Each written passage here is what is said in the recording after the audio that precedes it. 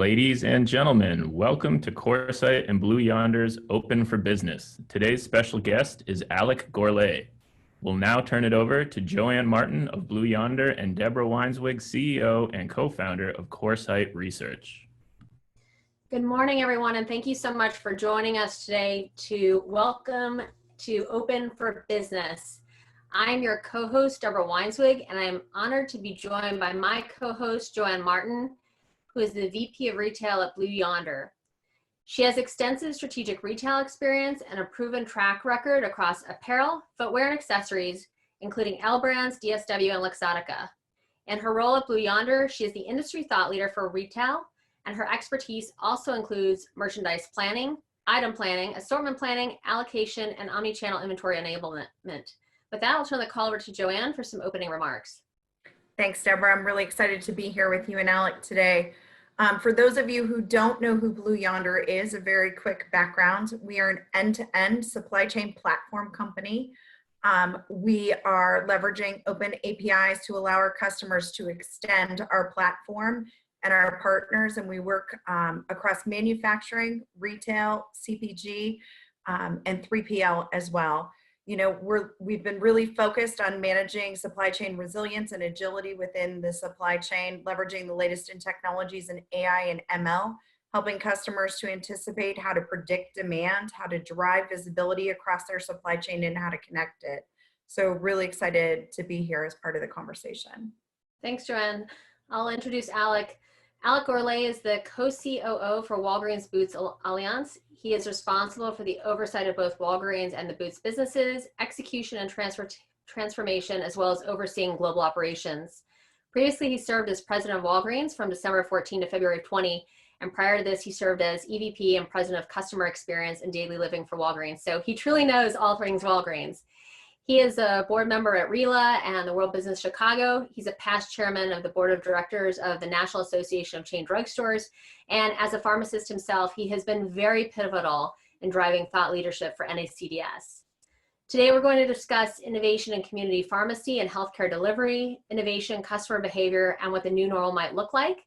As always, we'll have a video available on the site in 24 hours, and we'll launch poll questions after we start the call. Lastly, please use the Q&A function at the bottom of your screen during our conversation if you'd like to ask questions. And with that, I'll kick off one to Alex. Alex, first, thank you so much for joining us. I would like to kick off with a fairly general question. Based on what you have experienced with Walgreens' global footprint, how important is the acceleration of digitalization and digitization at this point? And how do you think about investing in innovation right now? Thanks, Deborah, and thanks very much for the invite. It's really good to be here. And it's I think it's the most obvious question to ask anyone involved with customers right now, because the acceleration has been incredible during this crisis. It doesn't matter what data you look at, whether it be data from a retailer, a manufacturer, or even from services like healthcare services, for example. The acceleration has been remarkable, and what's becoming really clear has been the sustained movement towards digitalization and app. And it really comes in two areas, I think. One, first of all, we're seeing more and more people reaching out to customers, not just through the television sets or the radio or printed press, but through the digital assets that they have or they can share with partners. We call it mass personalization, but really what it's about is making sure that you can get your message of care or your message of a new solution to customers much more directly, much more personally.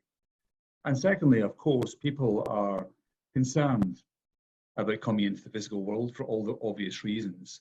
So to even get the most essential products like drugs, many people are now relying on direct supply chain routes. But they want to make sure it's secure, they want to make sure that it arrives in time, and they want to make sure it's the stuff that they ordered. And of course, that's been quite a challenge given the enormous acceleration in the use of digital and e-commerce and omni-channel in the last, since the start of the crisis, really this early part of March, I would suggest, from our knowledge in the USA. So it's a real acceleration, it's sustained, and the way that I've heard people describe it, inside our company, outside our company, it feels like almost 10 years of acceleration in 10 weeks, which is quite incredible when you think about that thought. Whether it's right or wrong, it doesn't really matter. It's 10 years and 10 weeks, but it's real and it's going to sustain, we believe. So Alec, when you look at the impact that the pandemic has had to how your customers are behaving and how they're shopping, can you give us some insights into things and shifts in behavior that you've observed through Walgreens?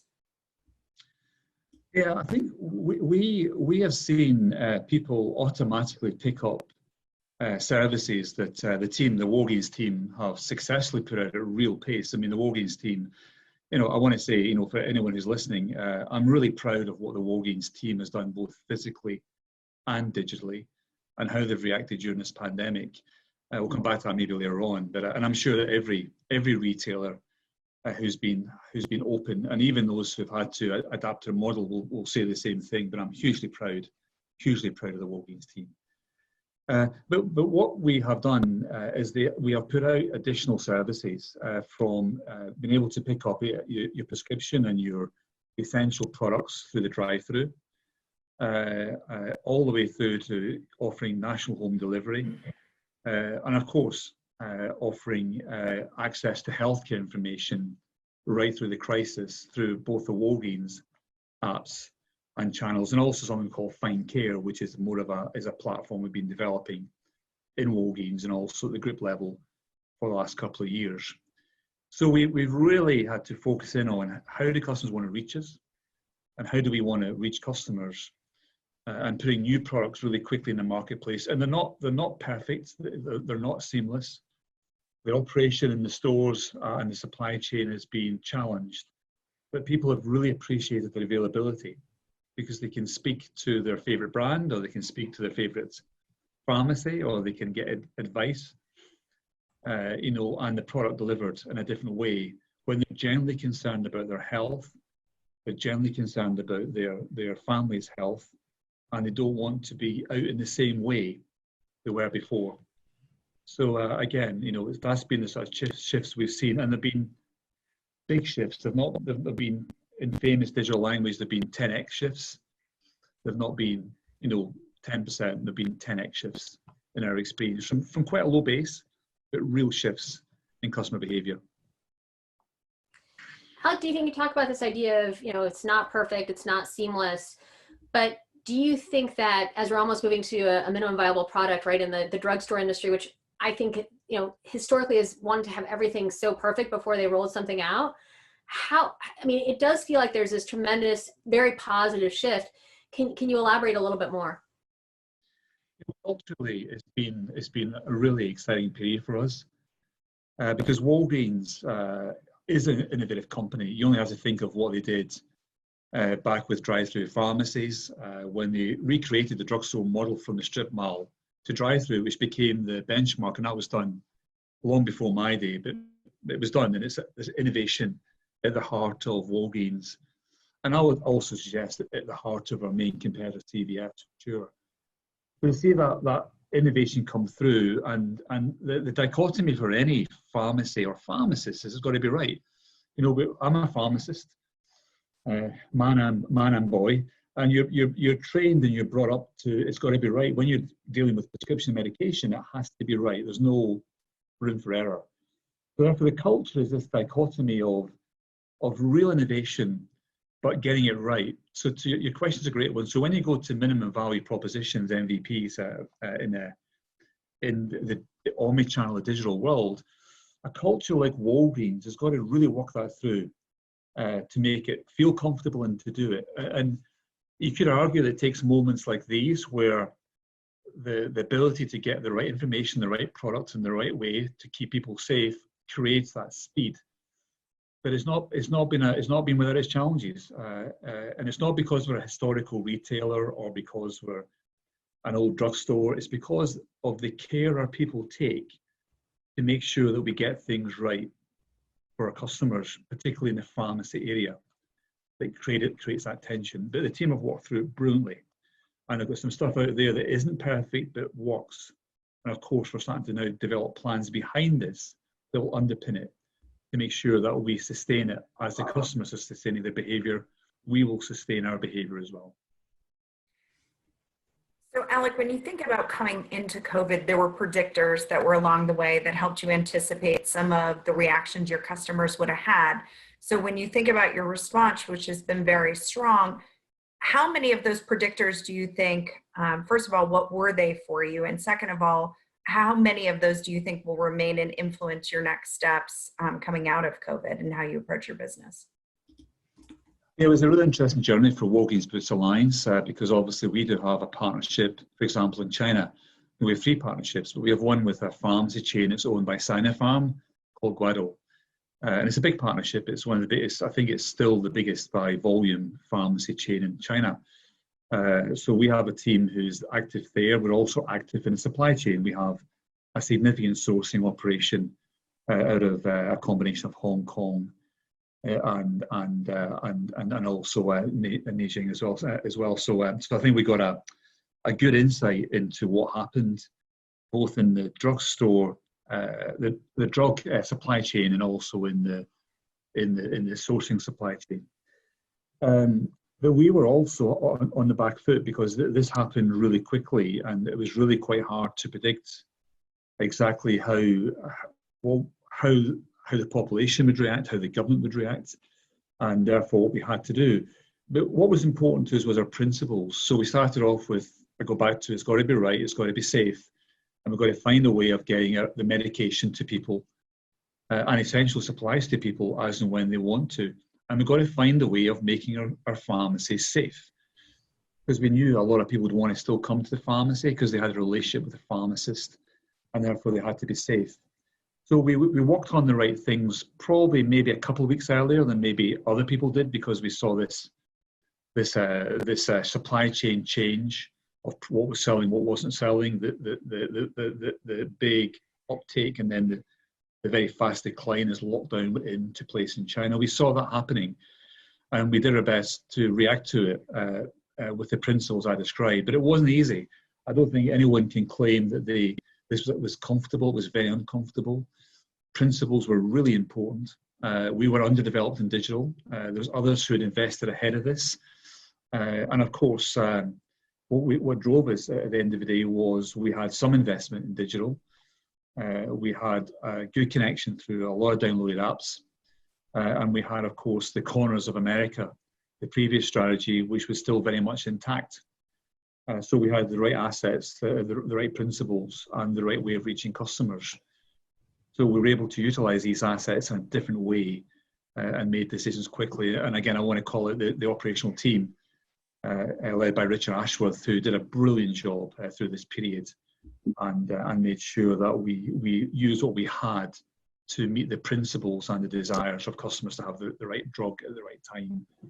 And we did all we could to protect our people. That was, for all of us, the most worrying thing, was we were expecting our people to go into this unknown area, really, and we didn't always have, confidence as government policy changed, that we had all we needed to do that really, really well. But we did all we could, and our team really appreciated it. And within days, we had the right elements in place for our team members as well. So Alec, one of the fun things I always think about from a Walgreens perspective is Red Nose Day. Yep. I'm very lucky in our office, they always hand them out. So, kind of looking forward to that in a different way this year. And can you talk about, I think that's just such a great example. And once again, it's a little bit more fun and light, but how that's changed significantly. So number one, can you talk about reimagining Red Nose Day? And number two, maybe just a little bit about kind of how it came together, but how important it is, and everyone should go out on this call and donate to Red Nose Day, because it does make a significant difference.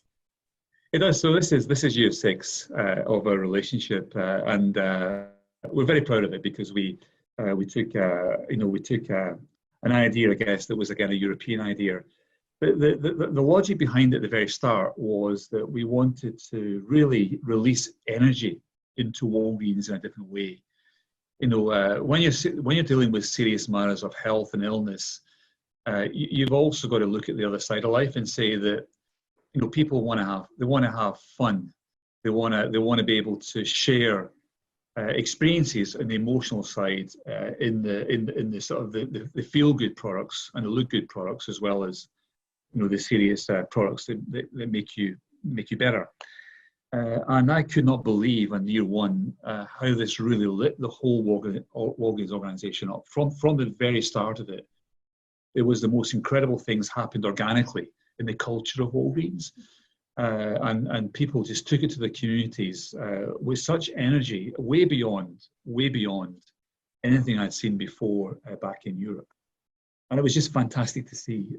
And that carried on right through the whole of the next 5 years. The nose changed, the sponsors stood up more people got involved. The whole thing became from no recognition of the red nose and comic relief to 50%. And NBC, of course, our other partners, along with the Mars Group, who were the founding partners, to be honest.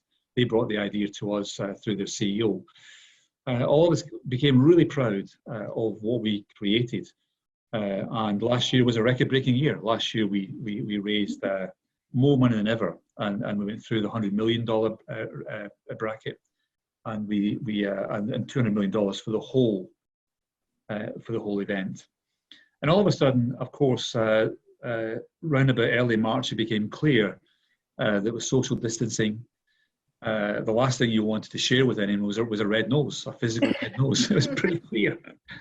The whole event was at risk, and of course the whole panic, the feeling of fear around March meant that we had to completely pivot, and we asked ourselves questions like, should we do Red Nose Day this year? Should we just cancel it?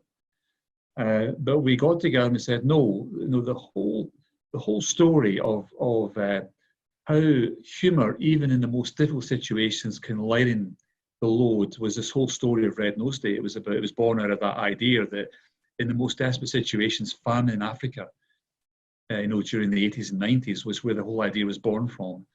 That people want to be social, they want to have fun together. So how could we do it differently became the next exam question.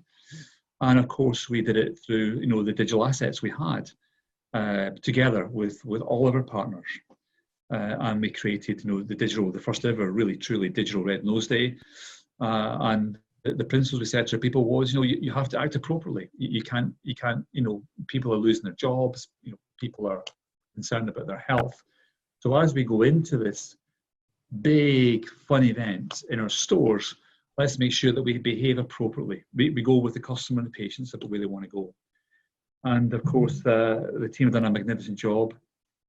We haven't raised quite the same money as we raised in previous years, but we raised a lot more money than I ever thought we would raise. And the feeling around our company about being part of this event is stronger than ever. And of course, what the opportunity is next year, and everything's crossed, that we'll have the virus somehow under control by this time next year. If we don't, we don't, but I hope we do as a company, as a country, and as a world. Then we'll be able to mix the physical with the digital in some way and make the event even more important.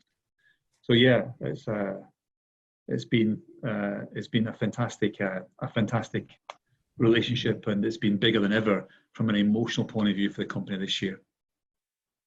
And more digital, only digital, I would say. In fact, in reality, only digital, really.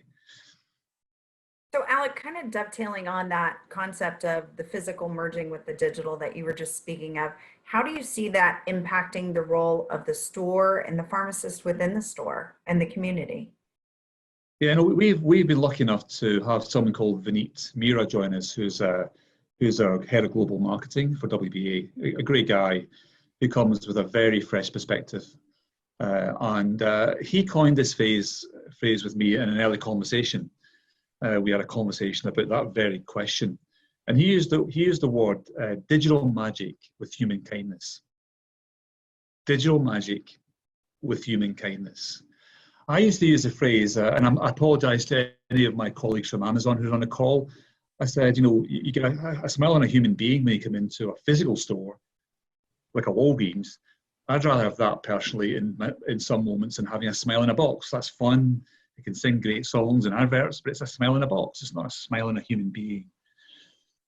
So this idea of turning it into the digital magic to being as efficient as we possibly can be as a physical retailer in all different dimensions, but still having that human kindness, in our case, or the human touch in many physical retailers' cases, I think is where you start to answer that question. and being really clear how you can differentiate in that world of digital magic and human kindness. And the digital magic continues. It's great to see all the innovation, all the startup companies coming with different ways of giving different experiences to customers. And I think that's fantastic to put the customer at the heart of that experience. But I strongly believe, and I would say this as a pharmacist, that there are moments where people, for reasons beyond pharmacy, want to have a conversation with a human being about a product they want to buy, or a new look they want to have, or a new design, or maybe a new illness that unfortunately they've contracted. And I think that that's the magic of the interaction between physical and digital, and what the omnichannel world is really about. So kind of taking that to another thought process, Alex, those of us in the analyst world always felt that there was the back end and the front end, right? And we analyzed it from a top line perspective, from a margin perspective. But it does seem that, during the last 10 or 11 weeks that those relationships have changed, especially as the role of the pharmacist in the community has continued to be elevated. Can you talk a little bit more about what you're seeing and how you think that plays out in the future? Yeah, I think from a customer point of view, they're on a mission, a shopping mission to get their drugs, or to find a new makeup, or to ask a question about a vitamin they've heard about. So they're on different missions, and it's up to the customer to decide, when and how they want to shop, the pharmacy or the drugstore. What we know to be true is that the absolute convenience and certainty of the drugstore means that people are prepared to disrupt that mission to talk about other things, as long as it's on their terms, and as long as there's real value in the conversation and value in the purchase. So we've always known that, and that was the physical drugstore that was built, I say, in the corners of America, started by Walgreens and then copied successfully by many others. I think that's just been translated into a new way of getting that same convenience and the same interruption on their terms, personalized marketing, and joining together the experience of physical and digital. So whether it's having your prescription delivered home, with essentials in the box, and sent home because you're locked at home and you don't want to come out, and you get everything you need from that experience, including your drugs, or whether it's driving through the drive-through and doing the same experience this way, or whether it's still coming in the pharmacy because you feel able to do it, or whether it's getting the digital communication sent to you as you approach the pharmacy because I'm telling you what's on deal for you today. I think the concept is still the same. The integration from a customer point of view is stronger and stronger, and it's more efficient than ever before. And I think that's what's really important in the model, is it becomes really efficient for the customer. And there's that spark of interaction, the human kindness where they want it, which allows them to check a purchase or check a new line, or understand what the really best solution is for the condition they have or the gift they want to give to a loved one. It's an incredibly powerful concept, I think, from a customer point of view, but it's got to be delivered in a really efficient way. And we're not there yet. We're not there at Walgreens, but we're really committed to that journey. And it's not just a commercial commitment, because we know that the reimbursement pressure on pharmacies is unwielding at the moment, as the whole market has shifted to much more consolidation. It's a commitment to customers in terms of how they want to receive things from a modern day drugstore. And I think we're really committed to that journey, but we've a long way to go, but we're on that journey. And this period of acceleration is a critical period for Walgreens, as it is for many, many retailers at the moment. Alec, when you look a little bit, and just to pivot to your workforce, and you've talked a lot about their response and how agile they've become, how has your communication with your workforce changed during this time? A lot more digital, and again, I give a lot of credit, to the communication team and to the operations team led by Richard. They have adopted, a different methodology. We were quite lucky because we were working with Microsoft, and we had already got the platform called Teams, which is we use now, for all of our internal communication and to stores. Stores are able to use elements of Teams as well. And we had something else called Theatro, which is a voice app, which again, got rolled out to the majority of our large pharmacies. So we'd already adopted quite a lot of digital technology and communications. So we had some platforms out there that allowed us to really think again, a bit like we did with Red Nose Day and other examples are given today. How do we use these platforms differently, and how do we speed up communication? Because that was really important. Should you be wearing a mask or not? What does that mean for us? How do we? All these were the early conversations, right into the next set of conversations about graduation.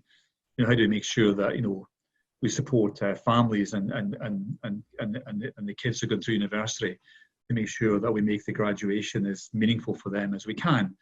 Using a photographic business, for example, all these were communications internally and externally that we sped up, and it's been really liberating. I think going back to if Red Nose Day liberated us in a different way 6 years ago in a physical way, then using digital communications and trusting people with communications in a different way has liberated us in this phase. But we haven't worked it all out yet. We haven't really got comfortable with it yet, particularly people like me who came through it from a different generation. I have to tell you that I even struggle to do the simplest task sometimes as I communicate in this new way. But it's been liberating for the company and for people, and it's been a fantastic phase. And we've got to keep on going. We've got to learn the lessons and move on and not go back the way, for sure. So Alec, you talk about this idea of learning lessons and moving ahead. It does seem like the industry has really come together from a collaboration perspective.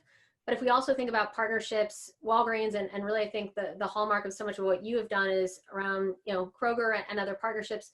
So can you kind of look at both collaboration and partnerships and where are we and where are we going? Yeah, I think from a strategy point of view, our point of view for a period of time, 4 or 5 years, was this day was coming. We didn't expect it to happen this way, and it's pretty sad it's happened this way, but this day was coming where all of a sudden omnichannel was the new model in town. And when we thought about that, we thought, well, it's been driven by one massively innovative company in America and probably a couple of followers in China. And you and I, Deborah, have spoken about China a lot, because we share the same passion for learning from some of these platform companies in China about how they can really modernize retail. But you've got to give Amazon a lot of credit. They have completely transformed how customers shop, and there's just no getting away from that. And you've got to give Walmart a lot of credit because at a point in time they realized that they had a problem, and they've been reacting to that problem, I think, in a positive way, and Target and many others you can mention. But the way that we viewed it was that we need scale, and we got to be different. So if you think of a very simple logic of there's going to be 3 platforms, 3 marketplaces, whichever words you're comfortable with, are going to be important in the future, then one is formed called Amazon, the online marketplace. One is forming called Walmart, which is this hugely important, big marketplace, 35% share, I think is the average for Walmart in the USA, more or less, in terms of category share. So what does the rest of us do if we can't match that scale? And of course, the Amazon model is a different model. They make money not from selling things, but they make money from cloud or from advertising, et cetera, innovative ways that they made money, alternative profit streams. So how do we grow, and how do we become important in this new world that's forming?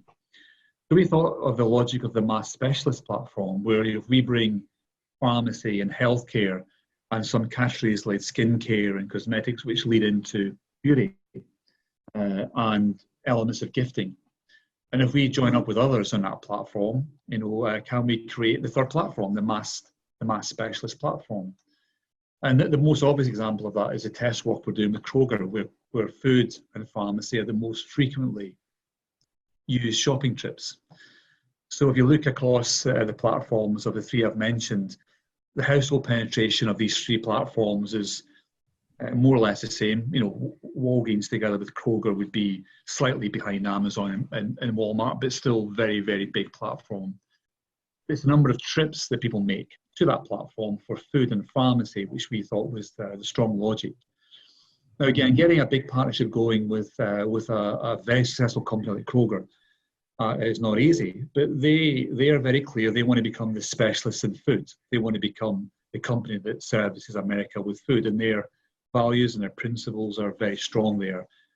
And we want to be America's most loved and most trusted pharmacy. That's what Walgreens wants to be. So we started to think about that partnership 2 years ago. We've got some tests in the ground. It's been interesting what's happened through the partnership. I go back to with Red Nose Day, it was 6 years in the making of this day. We're only 2 years with Kroger, so there's a long way still to go to figure it out.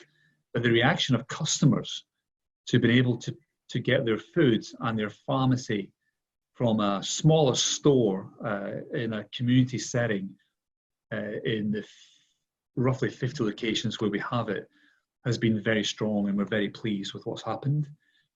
Then on the other side, if you like, the healthcare side, we've always believed that the doctor, the general practice doctor, is the quarterback of any healthcare system. They're the person the patient trusts. These are trusted relationships over many, many years. And therefore we decided, rightly or wrongly, that we wanted to create partnerships with doctors. And we went therefore to test with 3 different approaches. One was, through United Healthcare, initially through urgent care. We learned a ton. That's now moved on to primary care. We've done a partnership about 1.5 years ago with Humana, which is senior care. We're partners in primary care. And more recently, we've launched a number of tests with Village MD, which is a standalone platform that looks after commercial, Medicaid and Medicare. We're still leaning towards Medicare. So again, we're working that out through both the physical and the platform to see what we can do there as well. And again, that's work that we're pleased with. And again, going forward, we think these are critical physical and digital partnerships, which will generate, again, different formats, we believe, for the corner drugstore in the future. But, partnerships are not straightforward. Partnerships take time. What's encouraging is customer behavior is changing as we've put these new, more unique offers, doctors, and well-curated, well-valued, healthy food, fresh food into our drugstores. So we're getting a really good customer reaction, but there's still a long way to go, to be honest, to pull that strategy off, because it's a very ambitious strategy. You think you can match the big two and become as important as the big two from where we are. We can't do by ourselves, but we can do with others who've got the same ambition for the customer. It's really impressive. So when you think about that, that final mile component, when you start to think about your partnerships and how you drive it home to customers with the online surge that's been there, how have you seen that evolve throughout this time frame, and how do you think it will maintain post-COVID? Yeah, one of the more interesting things we've done in the last mile, again, it's interesting because it's fun but real, is the partnership with Wings, which is a Google company, who are the drone company. So in Virginia, we've been working with them. Gosh, I'm going to get this wrong. It's probably about 6 months, but it's not been long, but it's been long enough. And of course, so we're now delivering your painkillers. Or your Cheetos.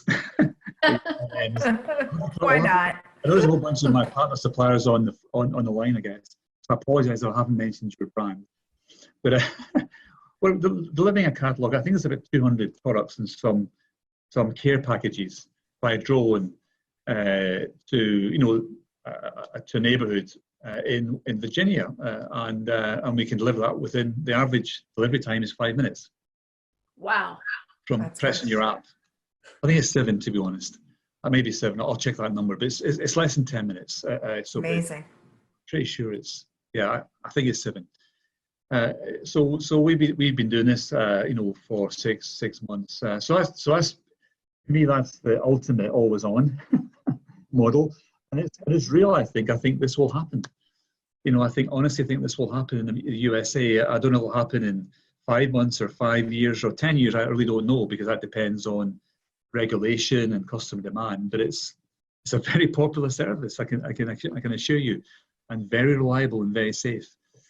So you do that one, then you go back to the real big relationship we have with FedEx, where you can hold at Walgreens products you get from other suppliers. other manufacturers. And that's been going for about 2 years, and the number of parcels has been on a really big increase all the way through. And what's been interesting is that through the crisis, the mix of pick up and drop off was 50-50. And through the crisis, I think it's moved to 80-20, 20 pick up and 80% drop off, because people are shopping a lot more online. But again, people don't always like the product they get. So the number of returns has also been increasing dramatically, as you'd expect. So the number of drop-offs into Walgreens through this model has been increasing dramatically. Another example of the last mile, because it's not just about pickup, it's also about drop-off. An easy way to return your easy returns, we think, is a big strategy that we're driving hard with FedEx. And other partners in the supply chain, I have to say, Narvar is another great partner in that supply chain, a small but really nice team who've done a nice piece of work on being in that supply chain. Then you go back to, okay, the last mile was created by the Corners of America strategy, the physical locations of forward distribution hubs in a different era, and we still got these pharmacies. In fact, we've got a thousand plus more when we consolidated Rite into our estate to give us over 9,000. And we're building some small pharmacies, maybe European style. We have 40 or 50 of these small pharmacies, which are 250 square feet, but they've all got drive-throughs and pickup points. So can we get deeper into communities where we're not yet present in an appropriate way through a lower cost omni-channel model? That's going well also. So you think of the last mile and you think, okay, how do we use these forward distribution sites to hold the right product, to deliver in a flexible way to customers, not just for ourselves, but also for partners? So people like Levi Jeans, for example, they are with the partnership with FedEx and Narvar and with us, is one example. So if you want to buy your favorite Levi jeans, I don't think you'll be able to get into any of Levi's shops at the moment, but you can pick them up and drop them up at a Walgreens, for example. Right now, that happens right now. So again, the last mile we think is incredibly important to customers. We think we are advantaged. We haven't strung together yet all of the data, the technologies, in a way that is seamless and truly efficient, truly AI, truly empowered, in the way that JoAnn described up front. But we're getting there, and we're doing it through partnership. The Microsoft partnership is incredibly important to us. We're in their cloud, many other people in their cloud. Microsoft's strategy is to make others stand tall in their sector. And they're working with us to make us stand tall and to make our partners stand tall in the last mile. That's great. I'm going to quickly go through the poll questions. Number one, in what tech areas is your company investing? 64% said customer experience, 29% supply chain and logistics, and just 7% in AR and VR. JoAnn, how does that kind of compare to what you would have expected? It's not surprising to me. I'm very consistent with what we're seeing. Customer experience is at top of mind, especially as retailers are starting to open and what that experience for the customers is going to be. I think supply chain and logistics will continue to support that experience for them, but top of mind has been customer experience. Okay, and then second question, as a retailer, are you narrowing assortments? And if so, by how much? 43% said minimally and 57% said moderately, and nobody said extensively, which is interesting. Alec, we've gotten a lot of questions on demand forecasting, assortment optimization. How are you thinking about kind of what's carried in your store right now? And, if you want to make sure that you're in stock for the customer when they come in, is there any interest in kind of narrowing the assortment or doing kind of more in the box that you currently have? Yeah, well, I think we're taking the lead from the manufacturers. A lot of the manufacturers have had to narrow their assortment for at least a period of time to make sure the things that were really key to consumers were available, and they've done a nice job there. And I think broadly, the big manufacturers have been focusing more and more on their big brands in the last 5 or 10 years, with much success as well. So I think we're very much driven by what the customer wants to buy. And we really trust our partners to tell us what that is and to put it on the shelves. And that's no different during this period. partly driven by lack of supply, but also driven a lot by demand, where we've seen incredible shifts in demand. As you can imagine, I'll just give you some examples which are obvious, but they're worth noting. So, vitamin sales are still going extremely strongly, particularly for immunotherapy, immunity. And then you've got the other side of it, the cough and cold sector went really strong in early March, but it's tapered off because, at the end of the day, it really is, there's not much available yet to help you with the virus. You can protect yourself a lot from getting the virus, but there's not much available to take if you happen to have it, apart from, lowering your temperature with painkillers.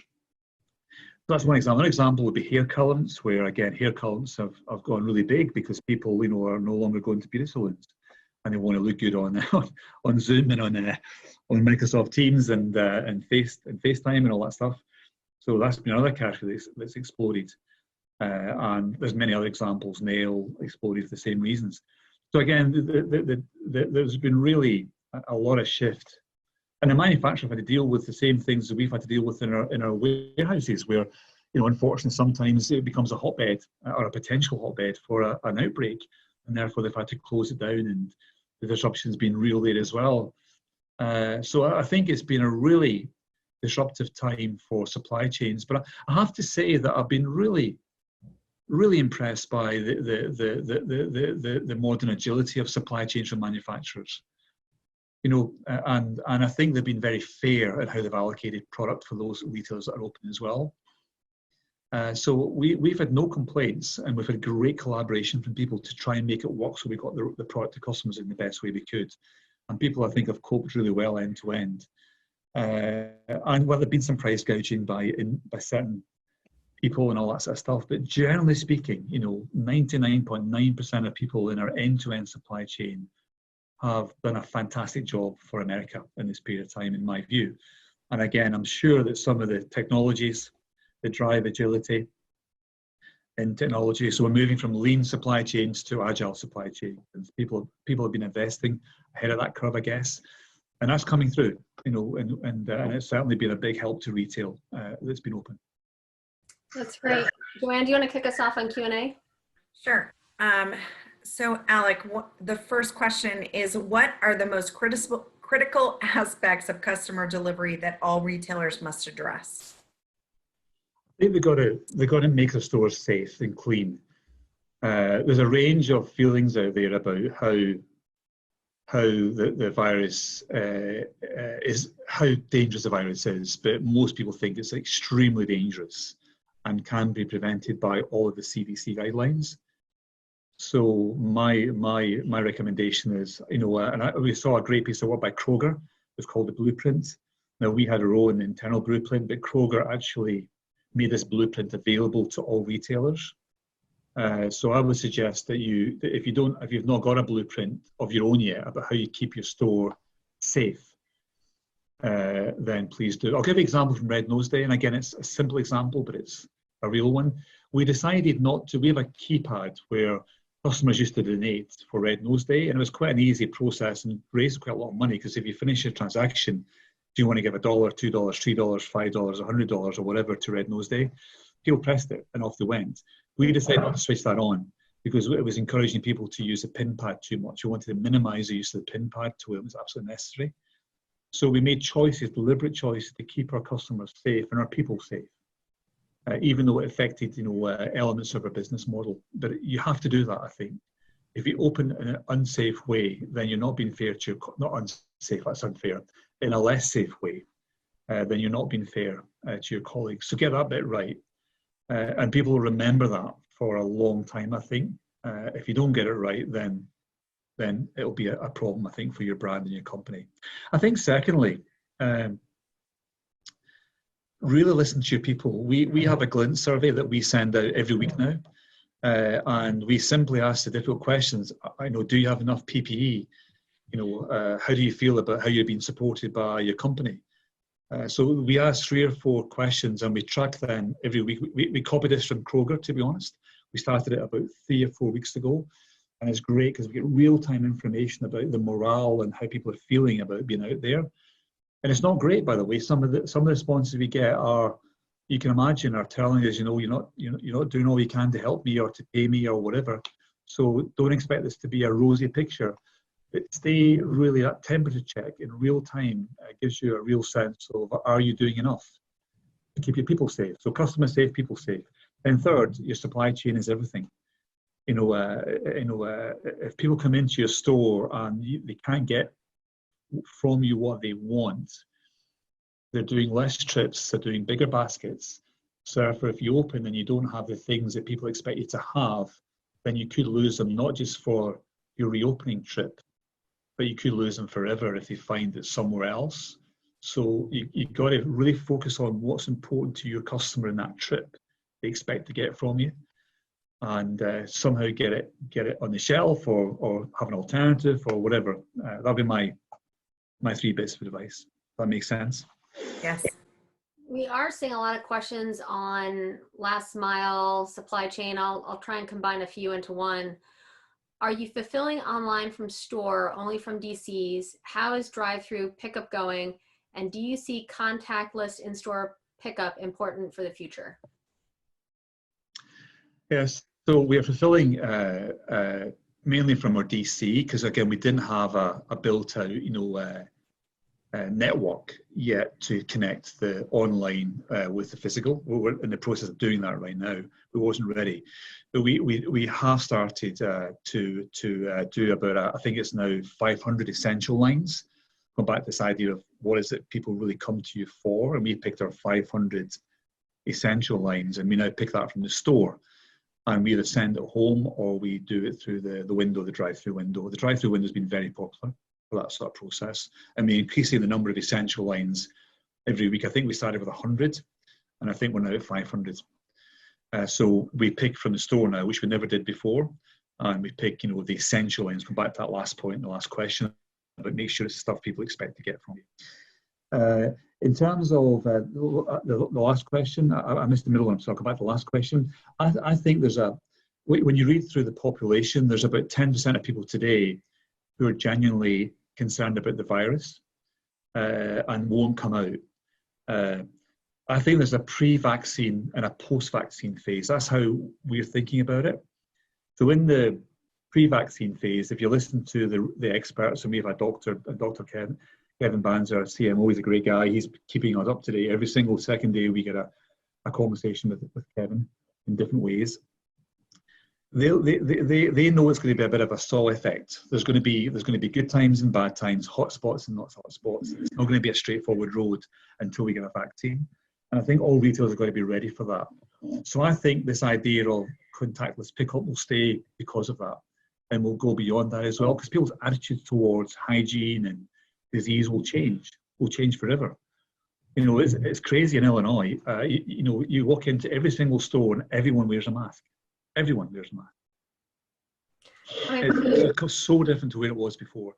So I think there's the pre-piece, the post-piece, and some that will stick forever. So yeah. And sorry, Deborah, I missed the middle question. I think you asked 3 in a row. I saw it. Yes, it was around drive-through and pickup.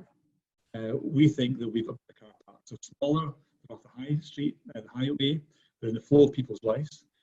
So we think we've got to figure out drive-through. I call it drive-through 2.0. If drive-through 1.0 was pharmacy, drive-through 2.0 is everything else that's essential in people's lives that they can get from our supply chain. So thank you to Walmart for putting that big idea in people's minds. Well, we intend to ride in the back of it, but we've got to get there first. We've got to invest in our omnichannel. We've got a lot of work to do. We're not there yet. We've got to make it seamless and a better experience. So we have got better car parks, I think. Definitely. I'll let JoAnn take us home with one last question from the audience. And audience, thank you so much for the great questions. Sure. Alec, there was one other question, just a little bit of an extension from what Deborah just asked about how are you thinking, since you have established the final mile and have a perspective and it's running efficiently, how are you thinking about your micro fulfillment strategy, or are you, for Walgreens? We have to. It's a great question. I think any retailer that's not thinking about that question and how they can either do it themselves or partner with someone will have a problem in the future. And the future could be 2 years. Customers are used to getting things on demand, aren't they? The obvious example is Starbucks, but everyone use that example. But that's coming. I've said already that people can now get their drugs and their 200 key lines on demand through a Walgreens drive-through. It's a bit messy for us. It takes a lot more effort than it should, but we have to do it. And therefore, it's micro-fulfillment approaches, that it's going to be the unlock for us. And we got to figure out who's our partner and how we do it and how we get ahead of it. So we invest for maybe the next 10 years, because it'll change again. But when you're putting down capital, you got to make sure it lasts for a period of time. So I think it's a critical question, JoAnn, that every single retailer has to have an answer to, I think. Great. Well, Alec, thank you so much. Your insights were incredibly timely and helpful for all of us. JoAnn, thanks again, and we'll see you soon. Thank you. Stay Thanks. safe, Thanks, everyone. Alec. Thank you. Thanks very much, Jen. Bye-bye. Bye-bye.